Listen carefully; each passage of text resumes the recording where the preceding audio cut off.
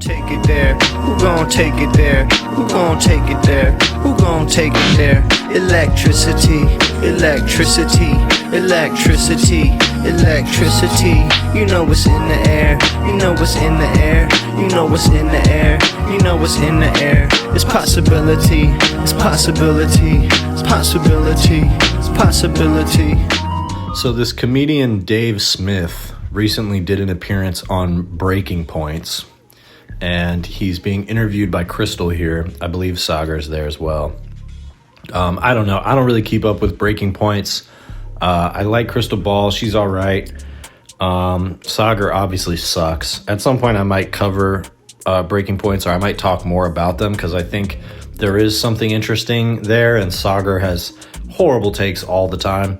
But it's a good example of a project that I just don't think is very valuable. If anything, all it's done is normalize ideas like what Saagar has, pretty fascistic stuff, which he's been saying for many years at this point. I mean, even back in the 2020 BLM protests, Saagar was saying that Trump should bring in the military to suppress protesters.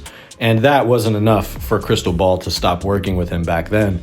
And now we are at a point where Trump is legitimately trying to use the military to deport people, round up immigrants, and most definitely suppress dissent. So I don't know why you would sit across from a guy like Saagar. It's one thing to have a conversation with him. It's another to host a show with him. And maybe there are some arguments to be made about how the dynamic, maybe some of the left-wing ideas that come from Krystal Ball have been normalized to Saagar's audience. But the problem is that there's no fluidity there. If they just show up and they just deliver right and left-wing takes every day, then I don't really feel like that challenges the audience to change their mind at all.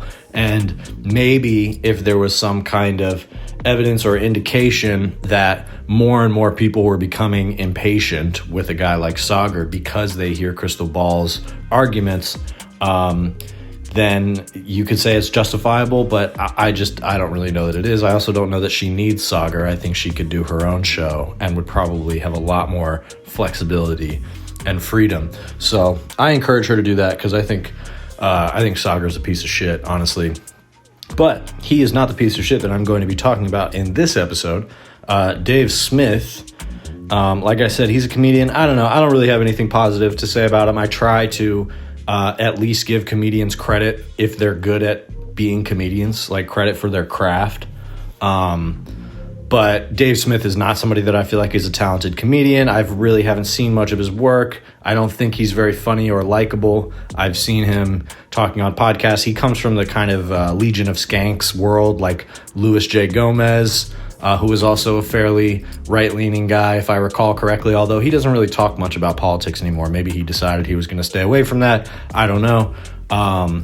But they're just kind of generally right-wing. They have that sort of macho nihilism about them.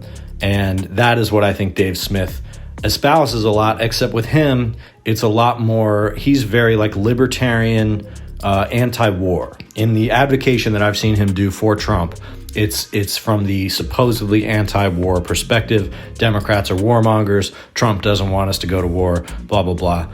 Obvious bullshit. You literally have to be very stupid to think that and to fall for that. So that's what I want to talk here about, because Dave Smith, in his anti-war instincts, he gets it right on Gaza and doesn't want America to be funding the genocide in Gaza. And I don't know if he's referred to it as a genocide. He's certainly not pro-Palestinian, but I think that he comes from the perspective that any type of action like what Israel is doing is wrong, and America definitely should not be subsidizing it.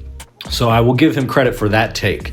And that has been getting him a little bit of notoriety and popularity lately, where he argued with Douglas Murray on Joe Rogan's podcast, who is another hack. But I don't think Dave really had the resources necessary. He doesn't have the knowledge necessary to debate a hack like that, as well as probably not going into it with enough understanding of the fact that he's a hack, which can lead you to giving way too much credence or weight to what somebody has to say when they don't really deserve that weight at all. But Dave Smith caught some heat from Douglas Murray for being pro-Palestine. Douglas Murray, the thing that seems to have resonated the most from that debate is Murray saying that Dave Smith shouldn't be talking about Gaza if he's never been there. He doesn't understand how these regions work, which is a bullshit argument. And Murray has made the argument himself in the past that you shouldn't tell somebody they can't speak on an issue just because it doesn't match their lived experience. And this was, this is the best case example of that, where we're talking about our tax dollars being used to genocidal ends in a way that does not benefit America or anyone at all, except in this sort of vague sense that we're supposed to believe that Israel being able to do whatever it wants is imperative for the United States. I mean, even Tim Walz, one of the front-running leaders of the Democratic Party, and one of the best rhetoricians that the Democratic Party has, he went on the debate stage and says that the expansion of Israel and its proxies is imperative to the United States. The expansion. So, I mean, that's like straight up colonialism from a Democratic candidate. And he said that shit with his whole chest. That was like something, I don't know if he had it prepared, if he had that memorized, but he did not slip or stumble when he said that. So my point being that in that type of environment, I can understand how a guy like Dave Smith would look at the Democrats, or what Kamala Harris said at the DNC. She said, we're going to have the most lethal military in the world. You could look at Democrats and say, oh, these guys don't really seem very anti-war to me. But, I mean, to look at the Republicans and think that that's anti-war, if Donald Trump criticizing Democrats for being pro-war, look at all these wars they've gotten us in all over the world, I would never do that. If you believe that shit, you are a class A fucking moron. So, aside from the credit that Dave Smith gets for getting it right on Israel, I think his entire logic that builds up his politic and his position on these issues is completely wrong. I think he's a very dumb guy, but I think he's a good example of how Donald Trump and the Republicans have tricked people in this specific way. So that's what I want to go over here. Let's listen to a little bit of what Mr. Dave Smith had to say. Foreign policy because of his raging anti-Semitism. We also know the State Department had actually internally put out a memo about the young woman who was disappeared. We also saw the video of these masked officers, 5 or 6 of them, coming and taking her because she wrote a student newspaper op-ed. I mean, what do you make of this direction and what it means not just for these students, but Dave, for all of us? Yeah, no, that guy sounds like a terrorist to me, right? I mean, it's all just so ridiculous. And I have not seen that before, and that was like exactly what you'd want someone to say. I don't know, sounded perfect to me. I think it's, okay, I'm not like trying to go down a conspiracy rabbit hole or something like this. Like, I don't know, I'm just speculating. But I do know, as we all know, I mean, there were so many attempts made in Donald Trump's first term to undermine him, like by his own government, framing him as a Russian spy, for God's sakes. And it does just seem to me that if you wanted to undermine mass deportations, like if you wanted, you couldn't go about it in a better way than what the Trump administration is doing. By the way, mass deportations are not happening. Yes. But if if you're, let's say you're an immigration restrictionist, which I am, and you think that Biden's, immigration policy was like suicidal and insane, and you were you finally won the day. It is unbelievable how far to the right the American population has been moved under the Joe Biden administration. I mean, mass super majorities of the American people support mass deportations.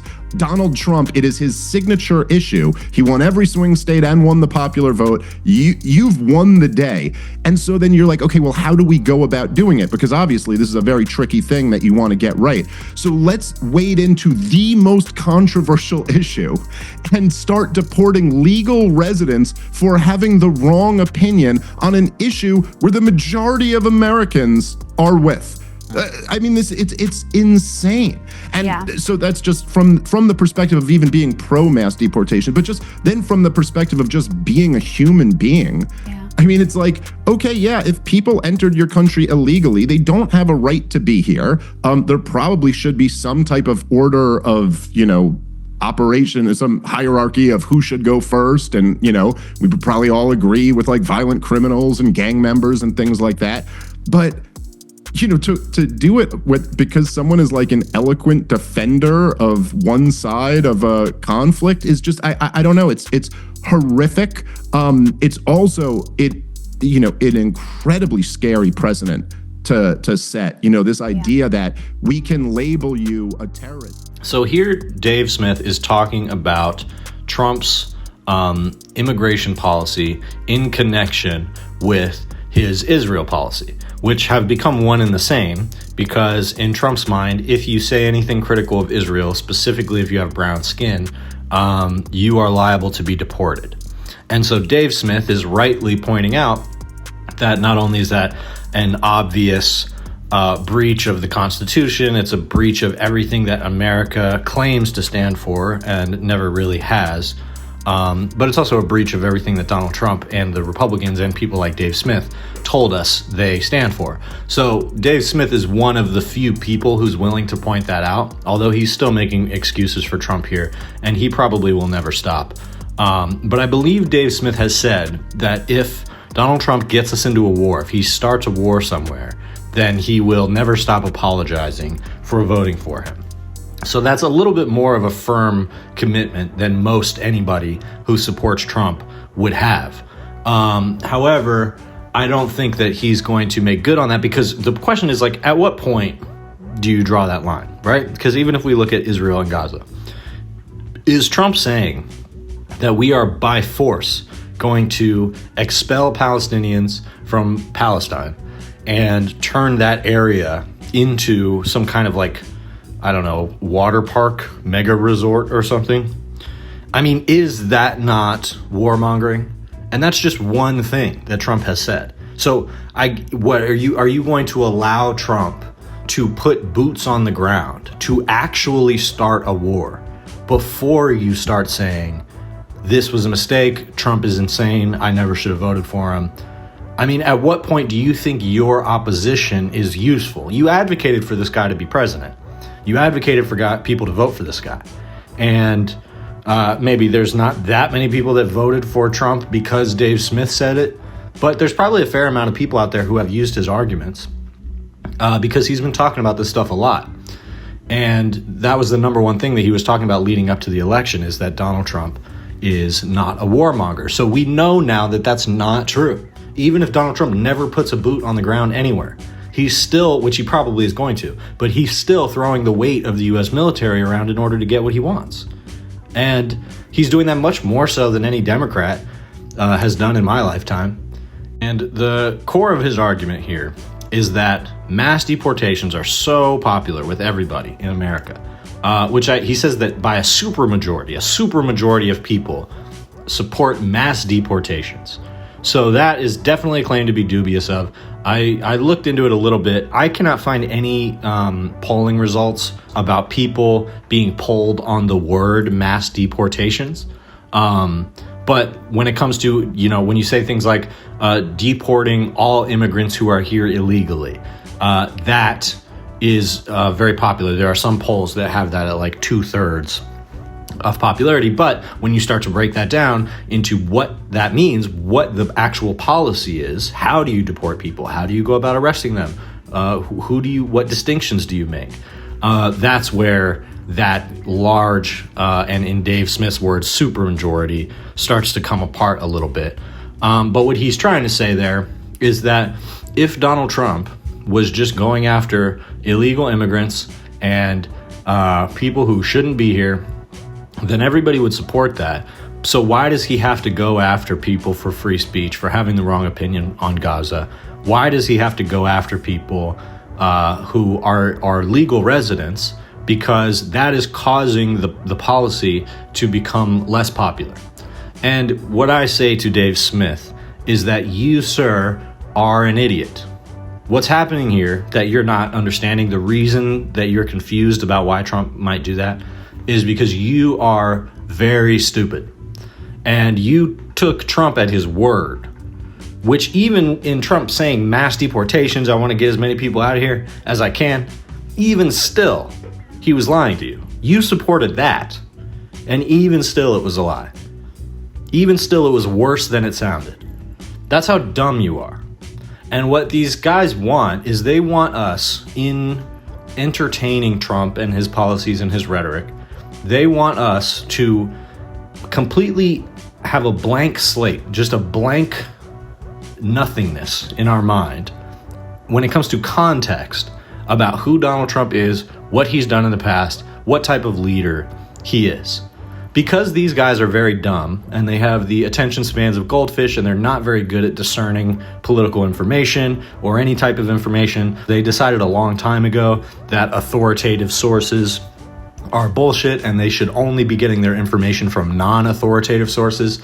So that's just like further, exacerbated the degeneration of their brains. So now they're at a point where they literally cannot grasp the fact that Donald Trump would be warmongering, deporting people for free speech, deporting people who are not here illegally.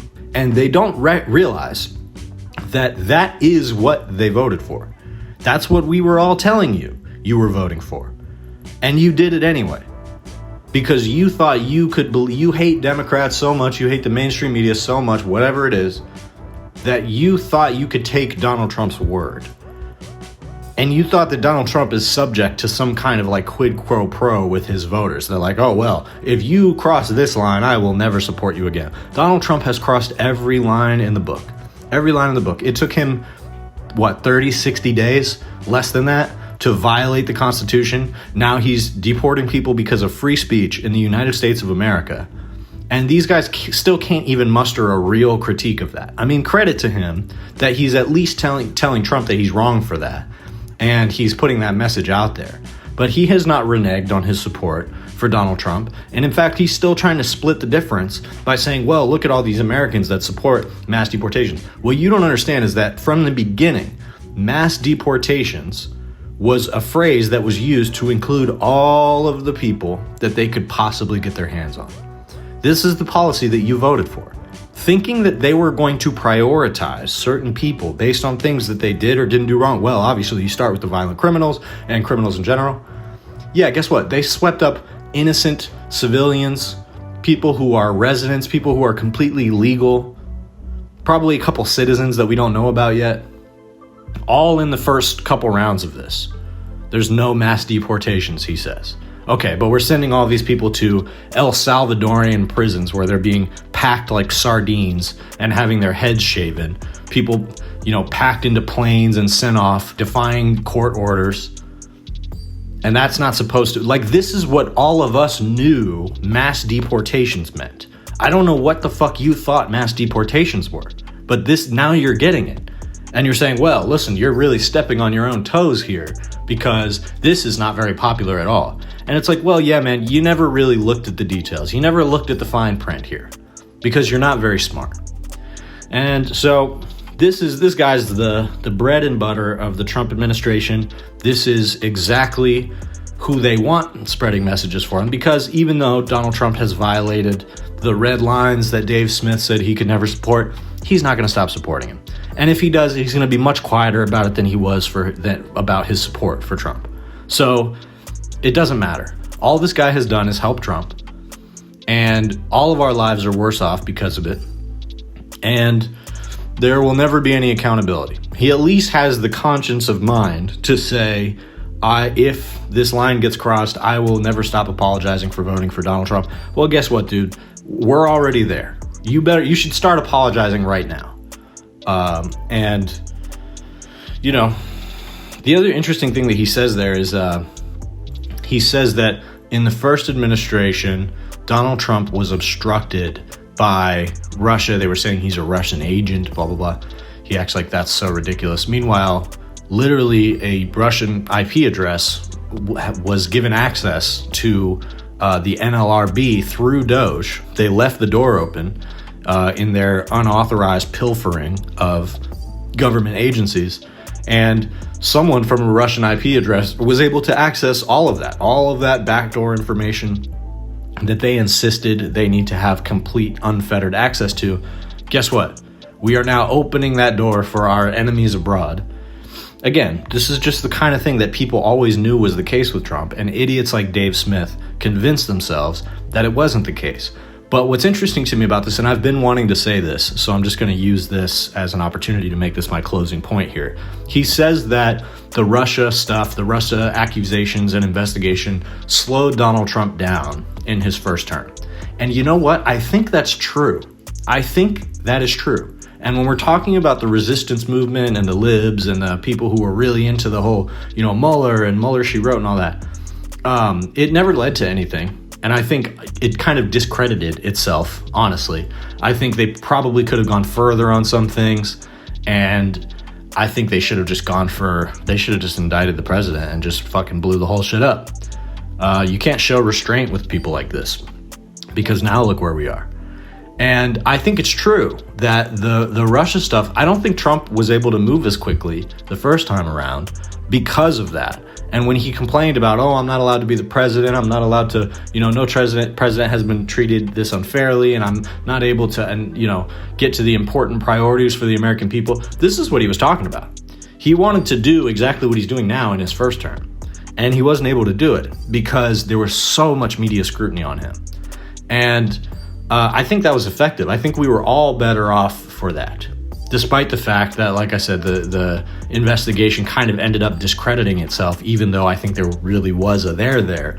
At the end of the day, it did make it harder for Donald Trump to be president. And while that was an easy thing for people to point at the media and say, look how crooked and corrupt you are, guess what? It fucking worked. Donald Trump has way less pushback from the media now, and he's doing way more fucking damage.